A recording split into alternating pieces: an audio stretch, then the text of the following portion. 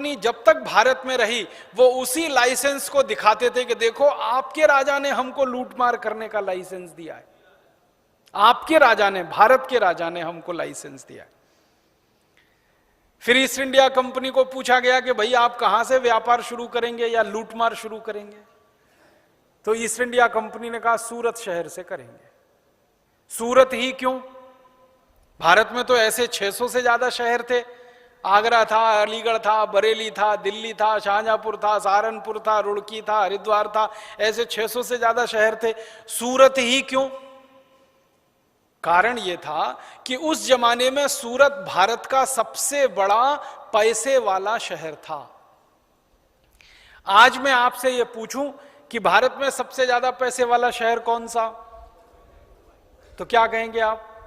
मुंबई कहेंगे ना। मुंबई को भारत की आर्थिक राजधानी कहा जाता है, फाइनेंशियल कैपिटल भारत में मुंबई है। सबसे ज्यादा पैसे वाला शहर मुंबई है, सबसे ज्यादा टैक्स देने वाला शहर मुंबई है, सबसे ज्यादा खर्चा करने वाला शहर मुंबई है, सबसे ज्यादा टैक्स जहां इकट्ठा होता वो मुंबई है। 1618 में मुंबई जैसा शहर होता था सूरत। सूरत में सबसे ज्यादा पैसा था उस जमाने में, बहुत पैसा था। सूरत में रहने वाले लोगों के पास कितना पैसा था उसके बारे में एक आपको कहानी सुनाता हूं।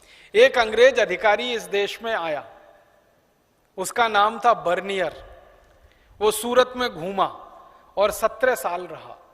तो उसने वर्णन लिखा सूरत के बारे में। तो वो कहता है कि मैं सूरत के किसी भी घर में गया तो हर एक घर में मैंने सोने के सिक्कों का ऐसा ढेर देखा जैसे गेहूं और चने का ढेर लगा रहता है। हर एक घर में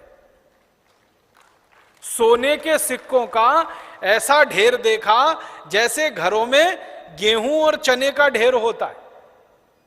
और बर्नियर अपनी डायरी में लिखता है कि सूरत के लोग इतने मालदार हैं, इतने पैसे वाले हैं कि किसी को पता ही नहीं है कि उसके पास कितनी संपत्ति है। वो अपनी डायरी में लिखता है कि मैंने बहुत लोगों के घरों में पूछा कि आपके पास कितने सोने के सिक्के हैं, तो हर एक ने मुझे जवाब दिया मालूम नहीं कितने सोने के सिक्के हैं, क्योंकि गिने नहीं है।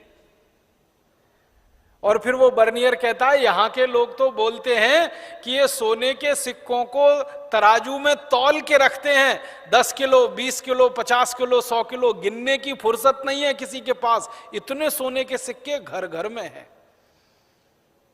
फिर वो अपनी डायरी में लिखता है कि अगर सूरत शहर को ही लूटना पड़े तो इसी एक शहर को लूटने में कम से कम 1000 साल लग जाएंगे, इतनी संपत्ति इस शहर में है। सूरत बहुत पैसे वाला शहर था। आप पूछेंगे भाई सूरत में पैसा कहां से आया, इतने सोने के सिक्के कहां से आए? सोने का सिक्का इस देश में सोना पैदा नहीं होता, आपको मालूम है? इस देश में सोने का उत्पादन ज्यादा नहीं होता। सोने की एक ही खदान है इस देश में, वो भी कर्नाटक में है, कोलार में एक ही खदान है, बाकी तो दूसरी है ही नहीं पूरे देश में। तो जिस देश में सोने की एक ही खदान हो वहां लोगों के घर घर में सोने का ढेर लगा हो, ये कहां से आया? सूरत उस समय का सबसे बड़ा व्यापारिक केंद्र था। जैसे आज मुंबई है ना व्यापार का केंद्र, वैसे सूरत था। भारत का सारा माल विदेशों में बिकने के लिए सूरत से ही जाता था, क्योंकि सूरत में बहुत बड़ा बंदरगाह हुआ करता था। तो भर भर के पानी के जहाज भारत का माल सूरत से बाहर जाता था विदेशों में। और हमारा माल दुनिया के जिस देश में भी जाता था बिकने के लिए, वहां हम अपना माल बेचते थे और बदले में सोना आता था हमारे देश में। कारण क्या था? 16वीं शताब्दी और 17वीं शताब्दी में व्यापार में जो माध्यम था ना एक्सचेंज का, वो सोना था। जैसे आज व्यापार में माध्यम है रुपया, आप कोई चीज खरीदते हैं रुपए से, कोई चीज बेचते हैं रुपए में। 16वीं और 17वीं शताब्दी में कोई चीज खरीदी जाती थी सोने में और कोई चीज बेची जाती थी सोने में। तो भारत से तरह तरह की चीजें बिकने के लिए जाती थी। उसमें सबसे ज्यादा बिकने के लिए जाता था कपड़ा भारत का, क्योंकि भारत में कपड़ा सबसे अच्छी क्वालिटी का बनता था 17वीं शताब्दी में। आपको मालूम है भारत के कपड़े की कहानी? यहां पे ढाका की मलमल बनती थी। मलमल नाम सुना है? मलमल एक खास तरह का कपड़ा होता है। ढाका एक शहर था इस देश में, जो बांग्लादेश का अभी हिस्सा हो गया, पहले वो भारत में था। तो ढाका की मलमल बनती थी और 15 मीटर लंबा मलमल के कपड़े का थान तह करते जाओ करते जाओ करते जाओ तो माचिस की एक डिब्बी में आ जाता था।